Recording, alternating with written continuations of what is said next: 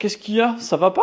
Bah non, ça me saoule, je suis trop frustré, je m'entraîne 3-4 fois par semaine et ça bouge pas, je progresse pas du tout, je comprends pas. Mais calme-toi, je comprends, calme-toi. Mais non, et puis en plus de ça, on me parle de trucs endurance fondamentale, VMA, VO2 max, seuil, je comprends rien. Je fais de la course à pied parce que c'est facile, moi je fais pas ça parce que je veux passer un autre diplôme. Oui, mais t'as besoin de connaître tout ça, parce que si tu connais pas, comment veux-tu savoir ce que tu vas devoir faire comme entraînement pour progresser? Oui, je comprends, mais déjà rien que, c'est quoi le seuil? T'en fais pas, je t'explique tout de suite. Hier, vous avez été extrêmement nombreux à me demander ce que c'était le SV1. Avant que je te dise exactement ce que c'est, abonne-toi à mon compte si tu souhaites progresser en course à pied. Le SV1, c'est quelque chose que vous négligez tous parce que vous n'avez même pas conscience que ça existe. Et pourtant, ça a d'énormes bénéfices pour vous.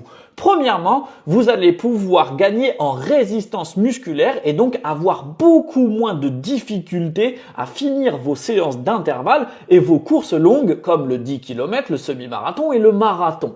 Ensuite, ça va vous permettre aussi de diminuer votre allure d'endurance fondamentale et donc d'aller de plus en plus vite. Et donc, ce que vous devez faire pour entraîner ce SV1, c'est vous entraîner autour de ce dernier. Sauf qu'il n'est pas pareil pour tout le monde. Il se trouve entre 72 et 79% de notre VMA. Ça dépend de chacun. Et donc, mon conseil, c'est de commencer en dessous, entre 72 et 74% de votre VMA, avec une séance, par exemple, de 4 fois 8 minutes avec 1 minute de récupération. Si c'est trop facile, vous pouvez augmenter l'allure. Mais vous ne devez jamais dépasser deux choses. 85% de votre fréquence cardiaque maximale et 5-6 sur l'échelle de la perception de l'effort. Sinon, vous passez dans l'autre seuil et ce n'est pas du tout le même objectif et les mêmes risques. On en parle dans une autre vidéo.